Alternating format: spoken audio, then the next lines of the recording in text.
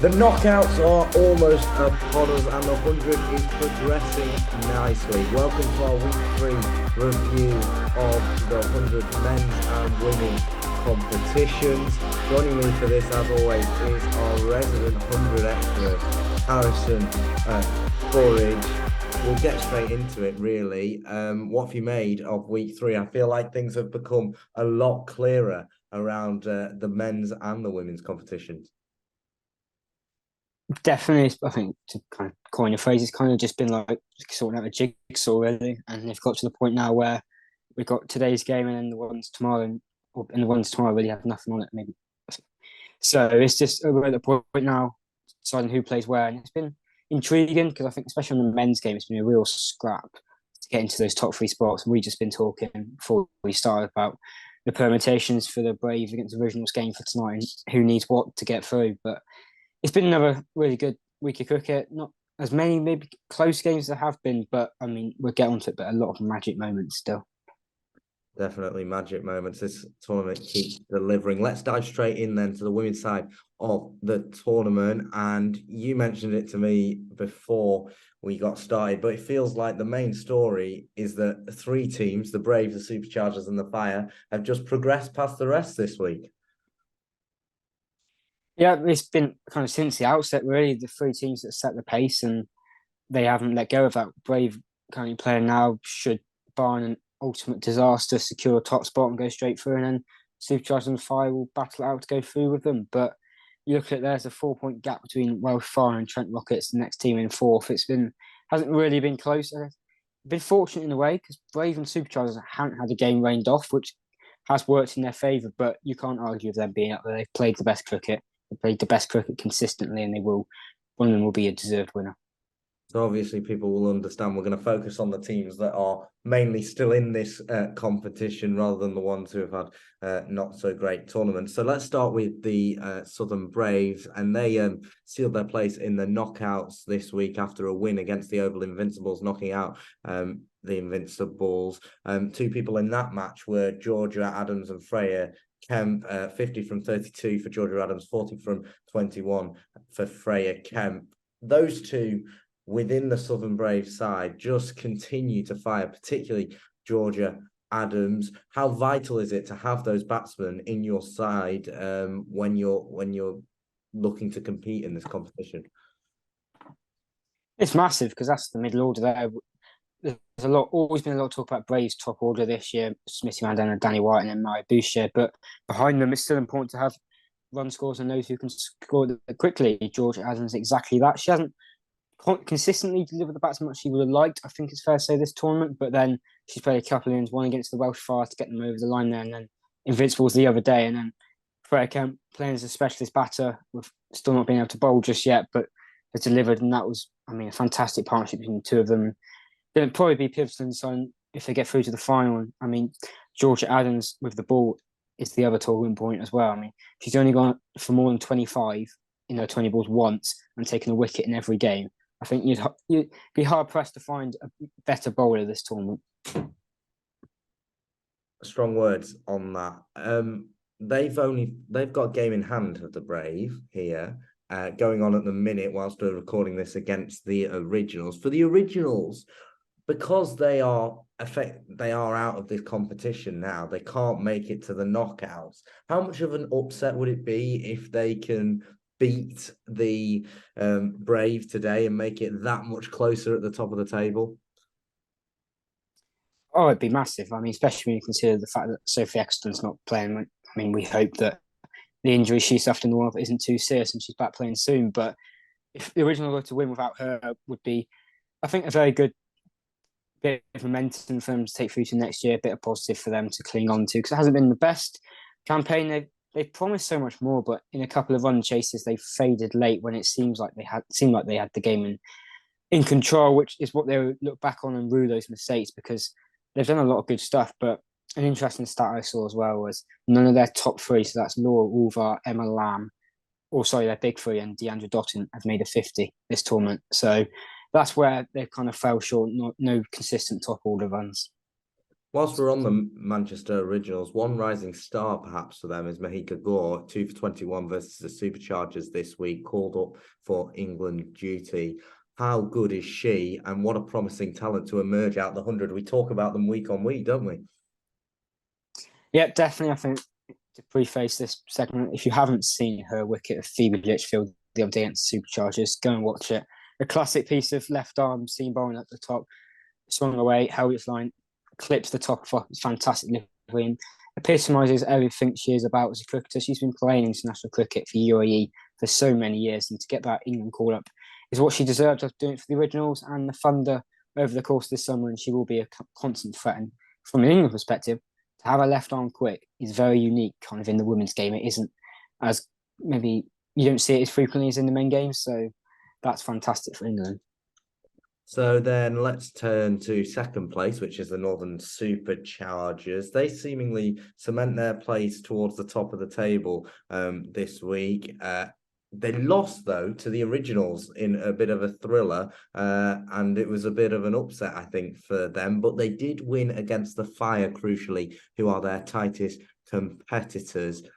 Do you think, having won against the Fire, the potential of playing them in an eliminator, they'll take a lot of confidence from what has happened this week, despite that loss against the Originals? Oh, they can definitely take confidence. Whenever you beat someone, you're going to know what you did right and what you did wrong on that day. But ultimately, the eliminator for them will be a one-off match. Is who turns up on the day, and we've seen plenty of upsets and knock-on matches in any sport throughout our lifetime. So that kind of goes without saying. But they've been a real good feel-good story in some ways because Superchargers haven't been a team that consistently fired, but Kate Cross come over from the Originals and really strengthened their bowling attack, and then Phoebe Litchfield, who I mentioned earlier about getting out to Mahika Gore, but she herself, 261, she may well be the top run scorer in the women's competition as I speak, and she has been fantastic at the top of the order. She hit a ridiculous reverse sweep, switch it off a spinner for six the other day, which is kind of crazy still to think, even though we see it in the men's game, quite commonplace in that aspect. But they've been a team that are well-rounded, and they seem to be peaking at the right time, a few players emerging into form. And as for the Welsh Fire, then, who are also in this race, we talked a lot about the success of them this year compared to previous years. Do you really think this side can go all the way and get to the 100 final? Yeah, I wouldn't count against them because we've spoken in the weeks before the effects of Shabnam Ismail and then Tammy Bowman at the top. All it takes is one of them to have a day out, and we know that can happen in any game of cricket, in any format, at any time. And if one of them have a day out, they're going to be really difficult to beat, as Beaumont showed with her and against the Rockets and Ismail with any game she's kind of stepped onto the field in this tournament. So, but they are just a really well-rounded team. Dunkley's played well. Matthews has come back in after injury and will strengthen that middle top order as well as some bowling, which I think crucial timing for her to come back for their aspirations. Dunkley Beaumont at the top of the order fired well in the Spirit game this week. Do you think having that opening partnership is completely key to them putting on a score in these 100-ball matches? Because they are short and fast, and you need your openers to come out firing. And 68 off 48 for Dunkley and 40 off 28 for Beaumont, that is what you want, isn't it? Without a doubt. I mean, just to kind of use the Braves as an example here, it's no coincidence they've got to the finals in the first 2 years with Mandana and White as their opening partnership. They're two of the very best in the short format, and they've consistently delivered for them. And this year, Dunkley and Beaumont, it's exactly what the Fire needed, because Beaumont last year, you could just see the Fire, she was struggling, didn't really have a lot of support in her team, and kind of crying out for someone else alongside her. And Dunkley's provided that. And it's been good for Dunkley because she did have under par Ashes. I think she, by her standards, she didn't really make too many contributions, but to get back into form and also with her, she takes wickets with the ball. She's had a lot of opportunities to bowl in this tournament. It's been a reliable source of wickets, especially in the absence of Hayley Matthews. So it's a well-rounded opening partnership that covers all facets of the game. So turning to the Oval Invincibles now, as we know, their playoffs hopes are over. Where do you think they've gone wrong this year compared to other years where they've been so dominant? It's always hard to kind of place the finger on these sorts of things because it is very much a similar sort of team to what they've had for the throughout the last couple of years where they've been so dominant. But maybe you look at something, maybe the captain, Danny Van Niekerk, albeit barely played last year because for a reason she wasn't so effective. She hasn't maybe delivered the bat as much as they would have liked. And you look away from that. Susie Bates particularly hasn't delivered. I think that's a big blow. We've just spoken a lot about opening partnerships. Her and Winfield Hill are both averaging under 20 with the bat in this tournament, which is not ideal and hasn't allowed them to get off the starts, whilst their bowling has been a particular highlight. I think it's just been one of those tournaments. They got the players, they just haven't all clicked and gelled together as they may well have done in previous years. The Phoenix went winless in this group stage so far. I believe they've got one game left. But are they the new Welsh Fire of this tournament, having not done very well in both the women's and the men's sides? Well, those comparisons are always going to come, especially with the way things are seen. But they're very, in the way the Invincibles have struggled. You look at the Phoenix and it's like, how have they not won a game? And you look, Amy Jones, Sophie Devine, Eve Jones, Emma, Erin Burns, and that's a few names there. And Izzy Wong, her issues are well publicised at the moment. She's struggling with her run up and other things, but they just haven't found the right batting order. I think is the one key thing. They look to have had it nailed in one game, and then I believe it would have been the game they had it nailed against the Welsh Fire, and Shapton Missile went and took a hat trick in the final set. Which in many ways probably has summed up their tournament. They haven't been able to get over the line at any point, despite having several players who do. And I mean, they've got 3 batters averaging over 30, but then with the ball, they've only got 3 people who've taken more than 5 wickets. And I think that could be something they look back on and where to improve for next year. And hopefully tomorrow's a good chance for them to get some key findings for next summer as well, who and what can they use to be successful next year, kind of make this year something of the past. And of course, their opponents in that will be the London Spirit, another team who really haven't fired this year. Sort of feels to me, though, that they've been very unlucky because they didn't really get a chance to get going in the early part of the tournament due to rain. Do you think that lack of experience has just lasted on as we've come to the latter end of this tournament? Undoubtedly, it would have had an effect, especially like on them mentally in some ways, because as soon as you have 2-0 results in your first 2 games, you're immediately on the back foot. You're immediately knowing you need to probably win all of your remaining games to have any chance for them to go through. And albeit bar a fantastic win against the Invincibles, they haven't really found their gear. Amelia Kerr's been decent. She played a fantastic knock with the bat the other back end of last week. They didn't fail to get over the line for a win there as well. So, I mean, I'm just looking now at the games they had rained off. One of them was against the Invincibles, but the other away to the Originals, that would have been a game they would have really fancied. And if they weren't able to get that under their belt early on, then who knows? Because I say it for all the sides in this tournament, but they are stacked with talent. So, but inevitably, there's going to be some teams that just don't do as well. It's the way these tournaments work. And maybe you look Heather Knight averaging 22, Risha Goss only averaging 15. There's a few key names there in the batting department that hasn't filed. But for Spirit, it's a very similar story to previous years because they look good, but they just haven't delivered. Let's turn to the men's side of the competition now, and there's only one place to start after yesterday's antics at Headingley. Harry Brook, fastest ever 100 in the 100, and a superb catch. If you haven't seen that bit of fielding, please go and look at it. I mean, 2 questions for you. 1, how good is this man? 2, why the hell isn't he in England's World Cup squad? He's quite good, isn't he? I mean, I think I tweeted after when he made his 100, it's one of the best, very best, like short form 100s you'll ever see because he came in I think like 10 for 3 or something. And then they ended up 28 for 4, and wickets kept falling at the other end. I don't believe anyone made more than 15 apart from him in that innings.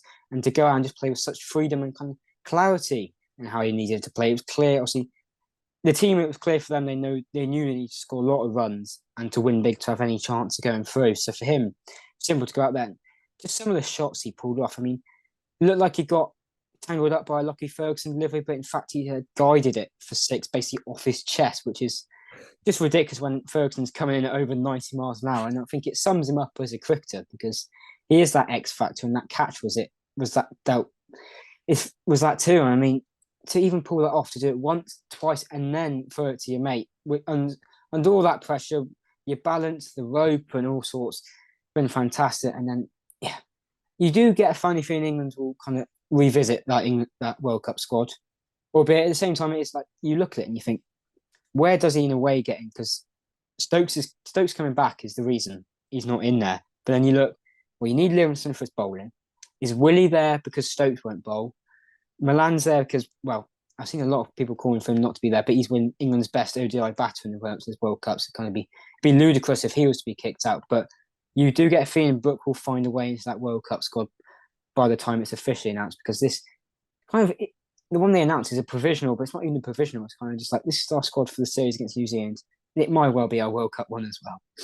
Well, I'm sure we will come back to World Cup and England squads and all the little tidbits and debates that we can have on the channel. So please do subscribe if you fancy.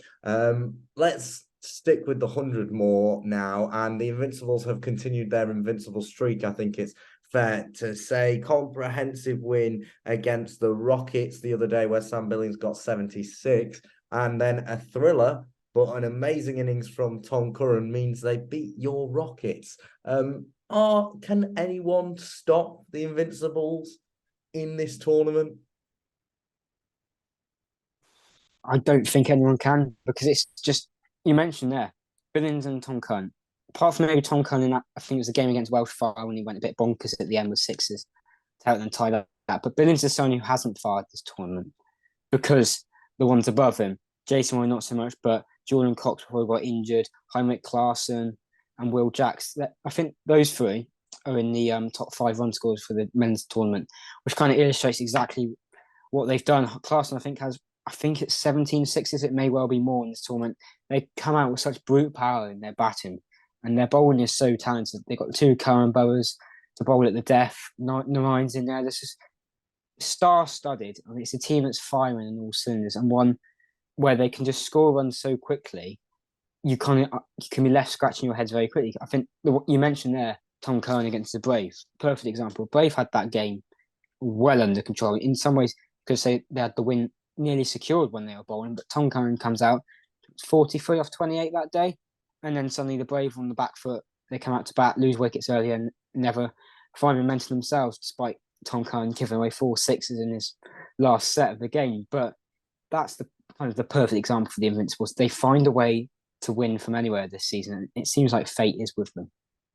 Second to them, though, are the Manchester Originals, which makes me very happy. They're sitting on 9 points with a game in hand going on this evening against the Brave. If they can win that match, and it's a big if, because we know that the Brave, it's a must-win match for them if they're wanting to progress to the knockouts. But if they can win that match, do you think momentum will be with them and they can go on to win the knockout and then win the final? Definitely be some momentum. Momentum in any sport is so key for confidence and any sort of thing. When you go on that pitch, you want to be feeling in the right space. And for them, the Originals, personally, I'd love an Originals Invincibles final, albeit it would hurt the Brave, because they are 2 sides who are, their batters, it's clear they play with intent. There's always been a lot of talk in short form cricket about anchors and people to bat around, but they are 2 teams who will just go out all guns blazing from ball 1 in their innings, and then they have a high quality bowling attacks to back that up. I think when the 2 played earlier in the tournament, it was a run fest. I think the Invincibles did come out on top, but Butler's hitting form at the right time. Salt is as well, and they could well just be the team to tip to beat the Invincibles, but that would be some game if they met in the final. Someone who's come back into the side actually and made a big impact straight away is Calvin Harrison. He took 5 for 11, best figures in the men's 100. What do you make of him? How good of an asset to have someone coming in and doing that just as you're moving into the knockout stages? That's the benefits of having like a squad down to a T there, because at points you will need every player in that squad to contribute. They may not have been expecting an opportunity, they may not have played before, but they can come in and to do something like 5 for 11 is fantastic. Something about original spinners this year and taking ridiculous 5-wicket hauls, with females taking one for the women's earlier in the tournament. But yeah, he's always been Calvin Harrison always been a cricketer for Nottinghamshire that's impressed. He maybe hasn't always got consistent opportunities, but for that they will give him so much confidence going into this weekend. You expect him to play tonight against the Brave. It does look like a slow turning wicket, so he could well have another fantastic night out this evening. Oh, to be at Old Trafford. I miss that place. God, I hate the fact I've crossed the border. I really want to be back there tonight. It sounds like it's going to be a fantastic match. I'll be watching with keen eyes from home. Let's turn to the Welsh Fire now. It feels a bit like they've had a bit of an up and down tournament. I think it's fair to say. They played 8, won 4, lost 3, but they had a comprehensive win over the Spirit, in which Tom Abel got 37 off 26. Sorry. For the Fire, given how tight their tournament has been, how they've been hampered by setbacks, losing. Sorry, oh my word, I'm making a meal of this, but losing Shah Afridi, and those Harris Ralph, those bowlers. Do you think they can still progress in this competition given those setbacks? Because the win against the Spirit was pretty comprehensive.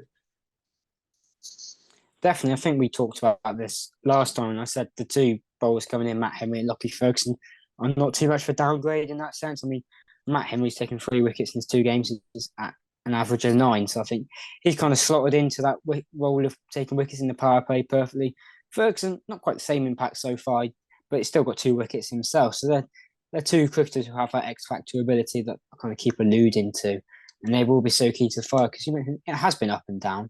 It often has kind of hinged on the batting department because they don't maybe have a mega star name. Bairstow's he's got a couple of scores of 40 and a 30, but he hasn't looked at his fluid best at any time. He's striking at under 100 for the tournaments, kind of is testament to that. But for them, you'd have to think their bowlers would have to deliver if they were to get through, because the batting line maybe won't stack up against those top quality teams. Right then, let's talk about your team, the Southern Brave. We've mentioned they need a win tonight. Will they be stuttered by their bottling against the Invincibles at the Oval the other night, or will they just brush it off and try to win tonight? They're going to have to brush it off because they know if they win, they're near enough. I think we worked out before they probably are through if they just get the win. The other night it's gonna hurt because if they won that the other night, tonight it's suddenly a lot clearer for them, and they may be able to get through even with a loss tonight. But for them, it's no coincidence after last some of the struggles where they didn't have Chris Jordan and Timo Mills, so they've had them back this year, and there's suddenly they're kind of back up in contention for those playoff spots after they won the first edition of the tournament. So for them, they know they have the skill set. The batting department, especially the top order, Finn Allen, Devon Conway, James Vince, hasn't delivered. That's fair to say. They relied a lot on the bowls and Chris Jordan with the bat to deliver some random bits of heroic acts with bat in hand as well as the ball. So for them, it was not a team I'd tip to win the tournament, but it's still a similar-ish group to when they won it. So you if you think if they were to get through to the Eliminator or the final, they have that kind of experience to be in there, know how and what to do. And so the one not to rule out, but I do struggle to see how they do beat the Originals tonight.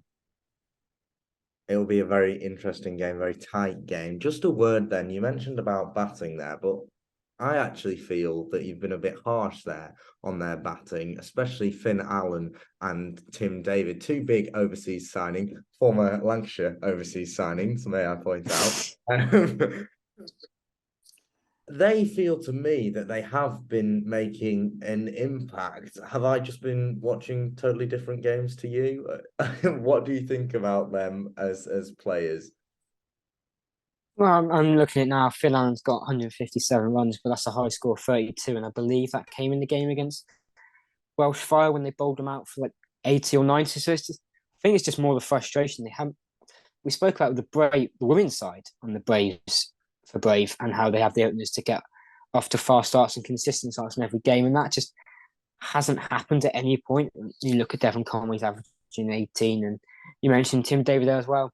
He a fantastic 44 off 18 the other night, but in very much a losing cause when he did much of the run scoring. But they haven't fired as they would have liked. It's not maybe Finn Allen's not your household overseas name, especially in this tournament to the neutral, like less cricket loving viewer. So seeing him disappoint hasn't been ideal in many ways, but there's no time like the present. So if they were to turn up now, it's probably the best time for them to do it. On their old ground at Old Trafford. Let's turn now to some of the teams who can't make it through, and we'll start with the Trent Rockets. Feels to me actually that it's a bit unfair on the Rockets that they can't make it through. It feels like they've had an up and down tournament and quite a few close games, but they'll be disappointed surely by the fact that they can't progress in this tournament, given the fact that they've had some very, very tight and close games. Yeah, and the fact they were defending champions, I believe, well, they won their first game against the Brave, very tight one. Then they lost their next two, they were ridiculously tight as well. So I think it's just been a case of fine margins with them. They haven't been able to get the line in certain situations, and that's all you need in these tournaments. If you can get over the line in any game from any position, you will do well, and they haven't been able to do that. And it's been a frustrating season, I think, for them because the team promises so much more, but they got torn apart by the Phil Salt the other night. Although I can't remember the result of the game. They may well have ended up chasing it because they restricted the originals, but I don't think they did. And that kind of summed it up for them. The originals won by 10 runs in that match. Yeah, I think that summed it up. They just got blown away by Phil Salt blitz up top, and they were never able to recover. And that was maybe in some ways that's the nail in the coffin for their tournament, as well as the Over Invincibles game the other night. But like the Over Invincibles women in the women's tournament and the defending champions just not getting through, they got all the parts there. They just probably have been beaten by better teams this year. I just think it's a shame, really, when you've got Joe Root, Davin Milan, Alex Hales in a batting order that they're not really firing. Milan's one there. He hasn't fired at all. I think he's been left out of their side the last couple of games, and he was so key to them last year. So that I think kind of sums up their season. Right. So finally, penultimately, we've still got the Phoenix and the Spirit to talk about, but I'm going to sort of lump them in as one, as I did with the other ones, because it's a bit of a damp squib talking about them now, because we know that they're out and they've had not great tournaments. First on the Phoenix, Moeen Ali, Liam Livingston. I mean, on paper, surely this team should have done better. It's like the women, how I said, it's just they've got all the names, they just haven't delivered. I mean, Ben Duckett, the highest, he's got the highest average for anyone with the bat, and that's 24.6. So I think in many ways that sums up. They've got one half century between them all tournament, no hundreds. It's just been a tournament of struggle for them. They haven't fired the bowling attack, hasn't maybe consistently delivered up front. They were so powerful last year. I saw them get through or just miss out and eliminated by the burst of margins last summer. But then, yeah, same with Phoenix women. The batting attack, the batting lineup hasn't fired. And when the batting line, I'm looking at it now, Will Smead averaging 13, Livingston 18, Jamie Smith been a highlight, averaging 23, but then Moeen Ali only averaging 11, and Chris Benjamin 11, Dan Mousley 10. It's just been one of those seasons for them. Forget about it. Probably several players will be released over the winter ahead of the draft and rebuild and go again, Welsh Fire style. Dust yourself off and go again. That's the beauty of the draft, I think. Let's finally talk about the London Spirit, who actually won against the Superchargers on Friday, I believe, which is a bit of an upset given where they are in the tournament. But a couple of weeks ago, I can remember we had a conversation about how they looked like one of the weaker teams in this men's side, and really they've just lived up to that. They've kept falling to losses. Yeah, yes and no, really, because if they win tomorrow night against the Phoenix, they could finish in fourth, depending on what happens with tonight's results. So that wouldn't be a bad season, because I believe they were affected a bit by rain. Yet 2 games rained off for them as well, so that's a real hindrance to their prospects. But I think we'd look at the positive for them. I mean, watching Rafi Bopara do what he does, mixing up all his variations to it at his age, just excelling on the big stage, has been fantastic to watch, because he is what cricket is in this country and what it kind of epitomises in many ways. And another player, his former Essex colleague Adam Rossington, he's been shining light at the top. He's striking a ridiculous 175, which Dan Lawrence has only matched him with 170 as well. So it hasn't really actually been a bad tournament for the Spirit. They've just been unfortunate with the rain. Maybe similar in aspect to the women's side, who could have been able to, who knows what, if they didn't have their first games rained off. So, in the case of what could have been, but unfortunate with rain and, well, made errors themselves as well. All these hypotheticals, what could have been. Well, it didn't happen, and they are going out of the tournament. Let's turn finally to the Eliminator and the final. Let's get a prediction for you about the finals, just to speed things up. Women's side first. Who will be in that final on Sunday? Well, it will definitely be Southern Brave because they've just wiped the floor with the originals in their run chase. So they're in the final confirmed. So it's obviously a shit between Superchargers and Welsh Fire. I will back the Superchargers to end up playing the Brave. They're just, as I mentioned earlier, they're peaking at the right time, I think, for them. If they've got a few key players coming into form, if they all, one or two deliver, they should have too much of the fire. And when it comes down to the final, you back the Brave to win. They've been if you now go over all three tournaments, they've been the best side over the course of three tournaments. They've been unlucky twice, so will it be third time lucky in the final? I think so. I think I've got to go with you and stick with the Brave, as much as that pains me to make you so excited. You're like a kid at Christmas. Anyway, for the men's side of things, much more open competition, been much more of a close competition. Who's going to be in that final on Sunday and who will win it? I'm just going to kind of ignore any sort of logic here and what could happen. So I'll just go with what I'd love to see, as I mentioned earlier. Over Invincibles against the originals in the final would be I think a dream final in some ways, just to see, as I touched on, the two sides go toe to toe with it all on the line. Trying to pick a winner out of that is not easy, but you'd have to go with the Invincibles. They've lost one game, all tournament, tied another and won 6, and they've just been fantastic. If they win, fair play. Wrong. Well, it will annoy you. Momentum is behind the originals. If they win tonight, not when they lose tonight. If they lose tonight, that's a different story. But momentum at this point of recording is with the originals, and the originals are winning the 100 men's 2023. There you go.